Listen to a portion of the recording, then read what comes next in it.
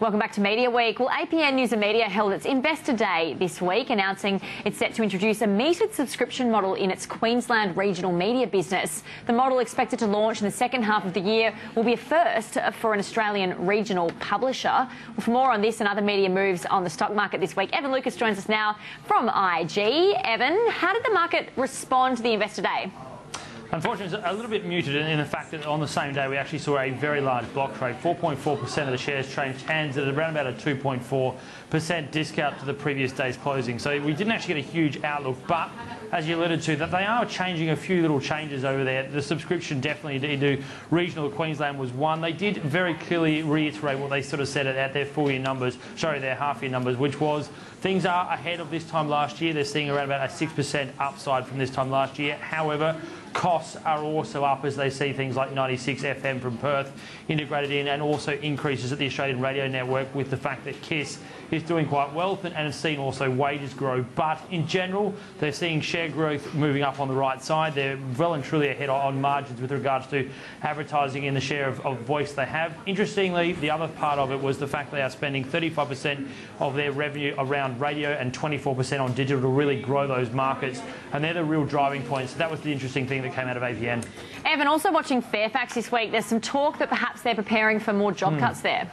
Yeah, interesting where this came from. It actually came from themselves with regards to that. And it also bolts onto a fairly interesting article that came out of Bloomberg Intelligence, very clearly showing that print media over the next 4 to 5 years is expected to decline as much as 22% in the US, and here in Australia by 18%. Now that would mean, and they very clearly outlined this according to Greg Hayward, that as they see a revenue decline in print media, that costs will have to go with it. Now it's gone from double digit down to 7%, but in saying that it's still making a loss. So they very clearly believe their mastheads, being the SMH, the Age, and also the AFR, will see more head rolls. They are also expecting that the newspapers at the News Corp would also fear it. The difference is that News Corp's got a bit more scope and a bit more room to move, but it is suggesting that print media is going to die, and slowly but surely digital will pick up. Maybe not as much as they were hoping, though. All right, Evan, always good to get your insights. Thanks so much.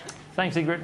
Evan Lucas there from IG for the stock market moves in the media space. Meantime, let's return to James Manning now, editor and publisher of Media Week, in the studio for more on the APN Investor Day, because there were some controversial comments coming out of ARM. What was that? Particularly, Evan alluded to the importance of radio in their media mix now. Kieran Davis has been on the show a couple of times, just gave quite a punchy little presentation late in the day yesterday, and he got around to Drive, saying how big how important a time slot Drive is, and he talked about Hamish and Andy. There's a lot of talk in the market. I guess Southern Cross Austereo are out there talking up the return of Hamish and Andy. And he said, look, everybody needs to calm down a little bit. It's not necessarily going to be the silver bullet that everybody thinks they could be.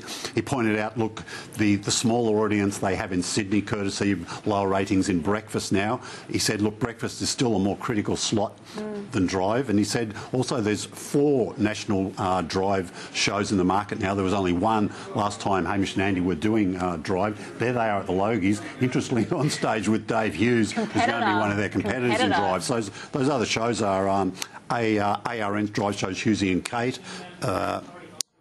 SCA, of course, got Hamish and Andy. Triple M, Merrick Watts is a bit of a secret weapon for them maybe at the moment. He's doing some good work there, so we could see those ratings creeping up a little bit. And Nova, of course, got Kate, Tim and Marty doing a very good show and rating really well. Yeah, it's heating up there, the competition for the afternoon. Absolutely. All right, let's take a look now at the ratings, of course, kicking it off with free to air for week 20. And you are seeing 10 take top spot. There it is, MasterChef. Who would have thought, eh? And I think 10 have got to 5 of the top 10. Yeah, let's turn over and see what else 10's got in there, because I know MasterChef is... performance. That shows you how much one program can do for the channel. Oh, look at that. If they could get a couple of other programs away, they'd be... they're already back on the radar big time, but they've certainly become a serious force. All these cooking shows, My Kitchen Rules and MasterChef. I get enough of them in Australia. All right, let's move on and take a look at subscription television now for the top 5. Sport, there they are, NRL, AFL, that's really taking all the top spots. Yeah, we're not going to see much change there, are we, for the next few months, I don't think. Moving on to non-sport, and of course, Game of Thrones there, topping that top 5. Yeah, Wayward Pines, new little US drama. It's done very well for FX. I think that's its first week. Big audience. And Australia's Next Top Model as well, making it in there. Sure, yeah. It's come back nicely after a bit of a dip a couple of weeks ago.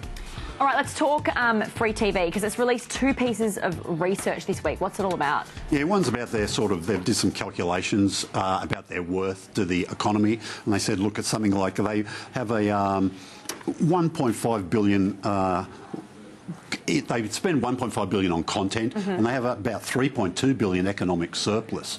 I'm not sure exactly how they calculated that, Ingrid, but we might get someone on in a couple of weeks, perhaps talk a little bit about that. Yeah. But it is a very important sector. Again, they linked this back to media laws. They said, look, our hands are being tied behind our back. So that sector, as we heard from John Hardigan last week, pushing very hard on that. And they also had a survey about trust. Like over 80% of people watch free TV every day. 88% believe it's a valuable service to the community. Slightly less are completely happy with the programming, but over 70%, so still a pretty high rating. You're hearing a lot from free TV lately. For sure, yeah. All right, well, let's talk about Guy Sebastian, because he is obviously competing at Eurovision. We've had the semis, but no results now until the end of the weekend. Yeah, look, he's had like a wild card, if you like, straight through to the final. He came on stage during the first semi-final, went out live 5 a.m. It's going to be replayed Friday night, semi-final 2. There's live Friday morning. It'll be replayed Saturday night, and the final live Sunday morning if you want to get up. And you can vote as well, but you can't vote for Guy, as we explained last week. Yep. But Australians can still vote, and I think they'll do really well with the audience on Sunday night. Yeah, does it break well here in Australia? Yeah, just under 500,000 people watched it in Metro last year. I think we'll probably easily break that figure this year. Online does pretty well for it too, but Yeah, it's huge. It'll be pretty big on Twitter, I think, right across the weekend. Yeah, social media, of course. And Mad Men finished on Showcase this week. We didn't see it in the top 10, though. No, look, I don't think it's made the top 10 during its life. It might have been there in the early days, but it's been a niche offering. Not even for the final one. I know. It was such a great episode, too, and they ended with that Coke commercial. It was a really good show, and it's going to be missed. Quite a lot of media buzz about it, but it still couldn't get those audiences up. But, it'll probably, by the time it's finished its run on Foxtel, it'll be probably close to 100,000 people. So it's not a bad audience across all the different screenings across the week. All right. Well, thanks so much, James. Of course, that does wrap up Media Week for today. James Manning, our co-host, editor and publisher of Media Week, as always. Thanks so much for your company.